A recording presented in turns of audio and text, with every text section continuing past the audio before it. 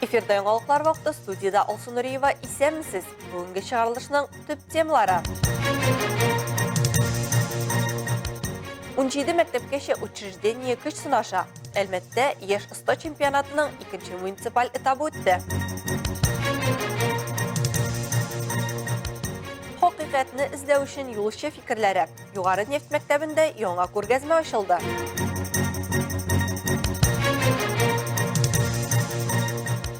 Минем шәһәрем сиңа багышлыйм.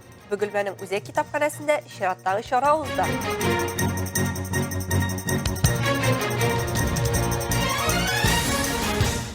Татарстанда бу кыш тарихка күп карлы булып кирип калачак. Мөмкин булган вариантларны күздә тоту һәм су басуының куркыныч нәтиҗәләре булдырмау, катлам басымын саклау өчен технологик цикл әзерләү идарәсе белгечләре алдына куйган төп бурычларның берсе.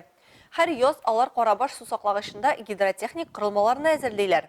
Мы наблюдаем за уровнем ежедневно. Сейчас в период интенсивного таяния мы будем замерять Без суның су биеклеген хәзер көн саен күзәтәбез. Кар интенсив эрегән вакытта көнне 2 тапкыр, кирәк булганда сәгать саен үлчәячәкбез. Өстәвенә без су саклагычларны бушатабыз. Хәзер инде 3 метрга бушаттык. Шулай ук авария звеносы белән кабатлаулар үткәрәбез. Алар штаттан тыш хәлләр килеп чыкса, шуларны бетерүдә катнашачак. Каких-то нештатных ситуаций.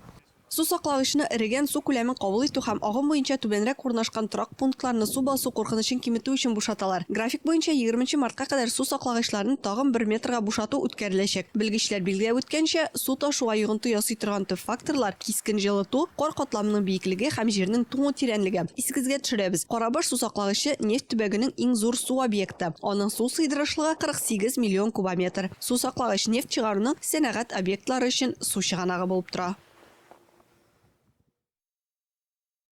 Синоптиклар фаразлавынча, бүген төнлә һәм иртәгә иртән Татарстан территориясендә урыны белән туман көтелә.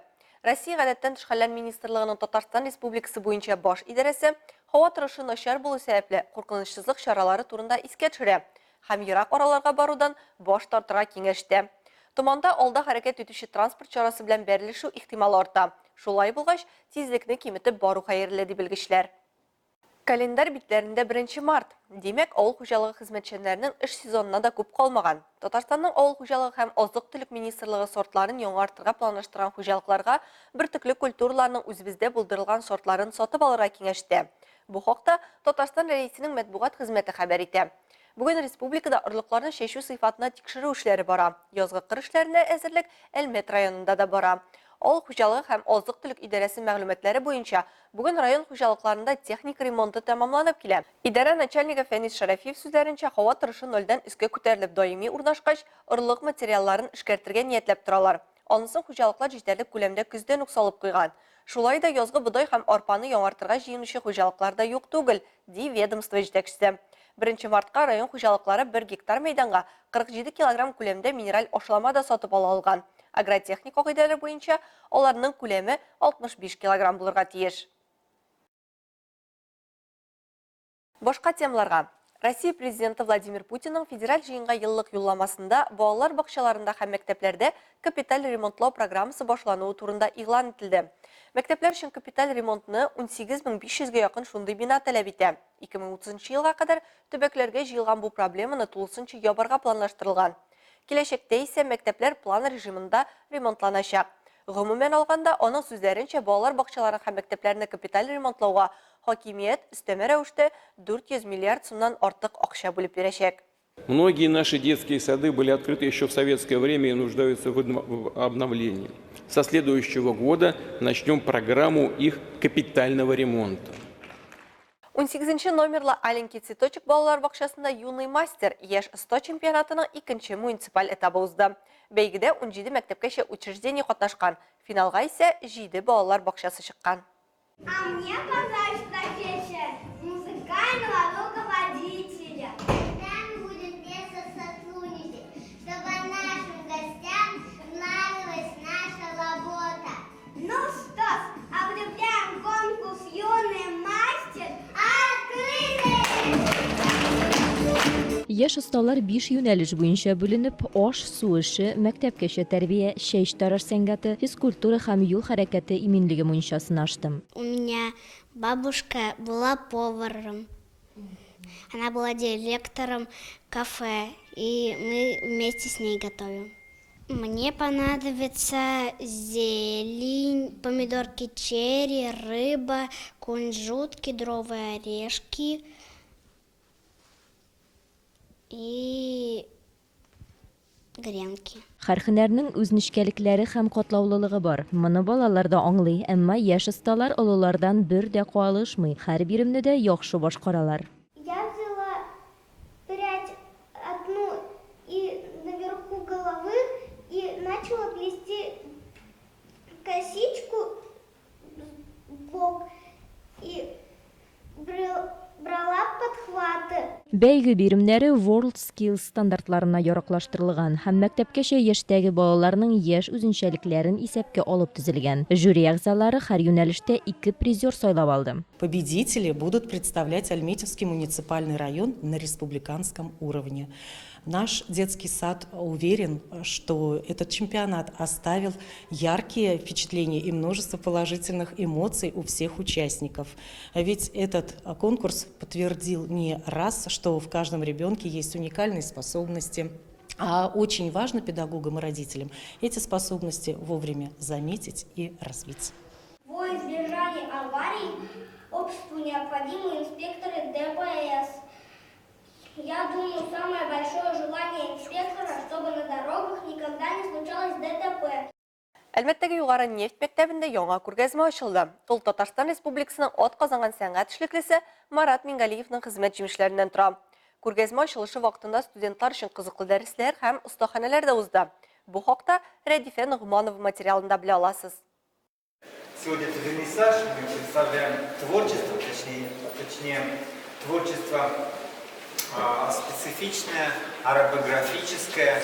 Татарстан Республикасы атказанган сәнгать эшлеклесе Россия рәссамнар иҗат берлеге әгъзасы Марат Мингалиевның шәхси күргәзмәсе әлмәтлеләр өчен таныш. Аның әлмәт картиналар галереясында остаханәләр уздырганда бар. Шулай ук рәссам төбәгебездә уздырылып килүче Арт Сабантуй проекты башында да тора. Гравюра сәнгате өлкәсендә республикабызның иң тәҗрибәле белгечләре исемлегенә кергән останың эшләре Татарстанның Дәүләт сынлы сәнгать музее, Болгар дәүләт музей тыюлыгы, Алабуга дәүләт тарихи мәдәни тыюлыгы, Чаллы картиналар галереясе, Әлмәт картиналар галереясе, Мәрҗани фонды җыентыкларында саклана. Так получилось, что вот эта выставка, собственно говоря, она говорит о печатной графике, но печатная графика очень своеобразная. Бу күргәзмә басма графика, гарәп графикасы турында сөйли. Өстәвенә ул мартта башланачак Рамазан ае алдыннан да ачыла. Бу минемчә символик билге. Эту выставку мы открываем в канун. В марте скоро будет очень большое для мусульман событие. Это начало Ураза-байрамы. Рәссам үзе билгеләп үткәнчә, әлеге күргәзмә бик озак әзерләнгән. Биредә эшләр 2011 елдан 2023 ел аралыгында тудырылган. Аның асылында хакыйкатьне эзләү өчен юлчы фикерләре ди автор. Получилось так, что выставка была первоначально организована в нашем городе, она прошла в Татарском драмтеатре, потом в Камаловском театре в Казани. И Шулай килеп чыкты, күргәзмә безнең шәһәрдә, Казанда, хәзер Әлмәттә уза. Башка күргәзмәләргә хас булганча галереяда түгел, югары нефть мәктәбендә. Минем өчен яңа, гадәти булмаган, рәсми булмаган мәйданчык. Бик кызыклы тирәлек биредә. Потому что совершенно новая такая площадка, необычная площадка. Она неформальная, скажем так, потому что мы традиционно же в галерее идем, а здесь вот очень интересная атмосфера, и люди могут ее видеть. Авторның эшләре арасында Дагыстан, борынгы Болгар хәрабәләренә сәяхәт вакытында туган идеяләрен, уйларын чагылдырган 20дән артык график битләре, 7 дәрвиш халаты. Вдохновляюсь, на самом деле, всем практически, вот что привлекает внимание неожиданными какими-то. Игътибарны җәлеп иткән һәр нәрсәдән илһам алам. Бу табигать күренешләре, әңгәмәләр, яңа танышу, фикер алышулар мине гарәп графика сәнгате җәлеп итә. И обмен какими-то интересными идеями. Вот. Но, конечно, как бы главной концентрирующей идеей вот данной выставки являлось то, что меня привлекает арабографическое искусство. Күргәзмәгә килгән студентлар Идел буе Болгары тарихына сәяхәт кылды. Авторга үзләрен кызыксындырган сорауларын бирә алды. Мы получили возможность не только увидеть какие-то объекты искусства, но и вести... Без сәнгать объектларын күрү генә түгел, туган төбәк тарихы, гарәп каллиграфиясе курсына керү мөмкинлеген дә алдык. Күргәзмә студентлар өчен дә танып белү эффекты бирде. с различными каллиграфическими шрифтами арабского языка. Поэтому эта выставка, она дала еще и познавательный эффект для студентов. Вы можете положить так, как вот считаете нужным. Ачылыштан соң автор студентлар өчен монотипия остаханасы үткәрде. Монотипия иң гади традицион булмаган рәсем техникасының берсе булып санала. Рәдиф Янугманова, Раил Латыйпов, яңалыклар вакыты, Луч Әлмәт телекомпаниясе. Бөгелмәдә минем шәһәрем сиңа багышлыйм җыентыгының 2нче томын тәкъдим итү кичәсе булып узды. Әлеге китап Татарстан Республикасы Рус милли мәдәни берләшмәсенең Бөгелмә бүлеге инициативасы һәм Бөгелмә ел язмасы хәйрия фонды ярдәме белән нәшер ителгән. Шара үзәк китапханада узды. Анда безнең төшерү төркемендә булып кайтты. Минем шәһәрем сиңа багышлыйм китаплар җыентыгына бөгелмәләрнең шәһәргә, аның бай тарихына һәм туган якның матурлыгына багышланган әсәрләре һәм рәсемнәре кергән. Китап профессионал рәссамнар һәм җирле сәнгать мәктәбе укучылары репродукцияләренә бай. Китапларның авторы эшмәкәр һәм меценат Владимир Минаев. Второй том. Бу инде әлеге проектның 2нче томы. Кайчандыр без бәйге игълан иткән идек. Бөгелмә турында китап чыгару буенча. Проектта һәрбер кеше катнаша алды. Хуҗабикәләр дә, балалар да, рәссамнар да үз иҗатларын монда бәян итә алдылар. Шарада уникаль җыентыкны яңадан бастыру эше турында сөйләделәр. Бөгелмә шагыйрьләре һәм китапхана хезмәткәрләре китап битләрендә басылган шигырьләрне дәртләнеп укыдылар. Рәссам Фәрит Газизуллин бу китап өчен махсус рәвештә үзенең шәһәр пейзажлары сурәтләнгән 3 әсәрен тәкъдим иткән. Минем өчен бу бик кызыклы. Бөгелмә пейзажлары ясалган рәсемнәрне фотога төшереп тәкъдим иттем. Ничек килеп чыккандыр, китапны тизрәк ачып карыйсы килә.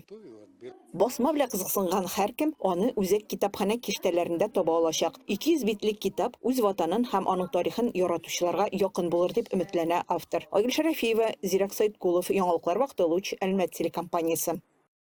Кышның салкыннарыннан соң күпләребез язны сагынып көтеп ала. Зәңгәр күктә язгы кояш елмая, үй кыякларыннан тамчылар тама. Язгы җылдан карырып гөрләүкләр ага. Табигать әкренләп кышкы йокыдан уяна. Туган ягыбызга яз килүенә әлмәтләр ничек карый икәнен безнең төшерү төркеме белеп кайтты. Яз фасылы әйләнә-тирә дөньябызны үзгәртә, табигатькә яңа сулыш өрә. Урамда балаларның шат тавышлары ишетелә. Алар тиздән җитәчәк язгы каникулларны көтә. Әлмәтлеләр дә яз җитүгә куанып, үзләренең планнарын барлый. Ара бөтен кешенең күңеленә яшьлек килеп керә, чәчәкләр аталар. Кызлар, җегетләр матур киенеп йөриләр, барда елмаеп карыйлар берсенә берсе. Аннан соң бөтен агачлар алар берләнеп, матур гына иттереп, нәрсә аталар? Яфраклар, чәчәкләр чыгара башлыйлар, шулаймы? Язлык ул бөтен кешегә дә бәхет алып килә. Мы всегда ждем весну. Мы рады весне. Мы любим весну. Что еще сказать? Ну, счастье, радость, настроение хорошее. И все такое. Ура, ура! Сегодня 1 марта. Праздник весны. Ну, что скажешь? Ждем все весну. Язны бөтен кешеләр көтә инде аны. Мин аны кышкыны көтә башлыйм инде. Олы кешегә җылы кирәк бит инде. Шуганы бик сөенәбез кояшлы вакытнарда. В это время года я родился, и вообще все рождается весной, поэтому и настроение улучшается, и в целом просто весна – это самое лучшее время года. Ленар Латыпов белән безнең төшерү төркеме үз һөнәри эшен башкарганда танышты. Ул исә яз көне электрикага бәйле проблемалар туарга мөмкин ди. Шул уңайсызлыкларны чишү белән уртаклашты. Кабельләр юешләнә, замыкание булырга может, тикшерергә кирәк. Хотя бы 2 елга бер профессиональ электрикларны чакырып тикшертергә кирәк. А то как бы кеше экономить килә, как бы потом хуже була, или пожар, или это. Яз башын тагында күңеллерәк үткәрер өчен бу ялларда Луч телекомпаниясе балыкка чакыра. Хөрмәтле телевизор караучылар, шәһәр күле өстендә узасы кышкы балык тоту буенча ярышлар иртәгә 2 март сәгать 10-да башлана. Биредә җанатарлар һәм балык тотуда катнашучыларның гаҗәеп дәртләреннән башка, балалар һәм олылар өчен күңел ачу программасы Әлмәт районының эстрада артистларыннан матур концерт чарасы көтә. Килми калмагыз, кызык булачак. Һәм тагын бер мәгълүмат. Бүген сәгать 19:50-дә музыкаль бүләк тапшыруының яңа чыгарылышы.